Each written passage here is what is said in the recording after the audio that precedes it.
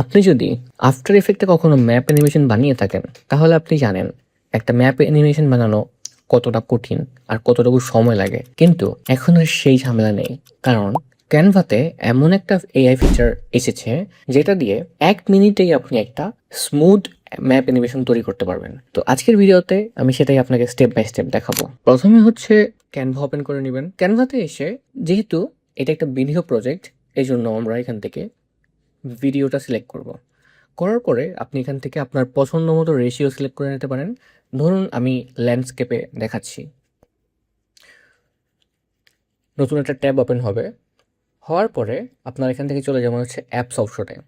অ্যাপসে যাওয়ার পরে এখান থেকে সার্চ করবেন ম্যাপ ভিডিও লিখে। সার্চ করার পরে প্রথম যে অপশনটা দেখতে পাচ্ছেন সেখানে ক্লিক করবেন। প্রথম কাজ হলো এখান থেকে আমরা 5 সেকেন্ড ডিফল্ট থাকবে, এখান থেকে 10 সেকেন্ড করে নিব। আপনি আপনার পছন্দ মতো আপনার স্টোরি লাইন অনুসারে আপনার পছন্দের প্লেনটা সিলেক্ট করতে পারবেন। ধরুন আমি এটা সিলেক্ট করে নিচ্ছি। তারপর কান্ট্রি 1 অ্যান্ড কান্ট্রি 2। কান্ট্রি 1 এ হচ্ছে যেখান থেকে আপনি ফ্লাই করবেন। ধরুন আমি এখানে হচ্ছে আর্জেন্টিনা দিয়ে দিলাম। আর সেকেন্ড কান্ট্রি হচ্ছে বাংলাদেশটাই রাখলাম। আর এখানে একটা অপশন দেখতে পারবেন অ্যাড ফ্ল্যাগ ফিল। এটাকে অলওয়েজ ওপেন করে দিবেন। এটা ওপেন করলে কি হবে, ম্যাপের মধ্যে আপনার ফ্ল্যাগের যে কালারটা বা ফ্ল্যাগটা দেখতে যেরকম ম্যাপটা ওরকম দেখা যাবে। আর এটা যদি অফ করে দেন তাহলে এটা দেখা যাবে না। এটাকে জাস্ট অন করে দিবেন, তারপরে জেনারেট ভিডিওতে ক্লিক করবেন। যদি আপনার ইন্টারনেট স্পিড অনেক ভালো হয় তাহলে আপনি আউটপুট তাড়াতাড়ি পাবেন। আর যদি স্লো হয় তাহলে হয়তো একটু ওয়েট করতে হইতে পারে। জেনারেট হয়ে যাওয়ার পরে আপনি আপনার মাউসটা বা অথবা আপনার কার্সরটা যদি এটার উপরে আনেন তাহলে আপনি একটা প্রিভিউ দেখতে পারবেন।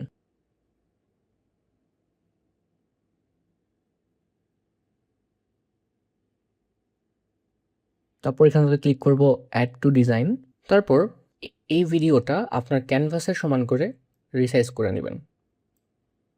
তারপর যদি আমরা একটু প্লে করে দেখি, আর্জেন্টিনা থেকে বাংলাদেশ। এখন এটাকে কিভাবে এক্সপোর্ট করব, এখান থেকে শেয়ার অপশনে ক্লিক করব। ক্লিক করে ডাউনলোডসে ক্লিক করব। এখান থেকে অটোমেটিকলি MP4টা সিলেক্ট করা আছে, না হলে আপনি সিলেক্ট করে নেবেন। তারপর হচ্ছে কোয়ালিটি আপনি 1080p, যদি আপনার প্রিমিয়াম ভার্সন থাকে তাহলে আপনি 4K আলট্রা পর্যন্ত এক্সপোর্ট করতে পারবেন। ধরুন আমি 1080p-তে এক্সপোর্ট করলাম। ডাউনলোড অপশনে ক্লিক করব। আপনি যেখানে সেভ করতে যাচ্ছেন ওই লোকেশনটা দিয়ে সেভে ক্লিক করবেন, ডাউনলোড হয়ে যাবে। Thank you so much for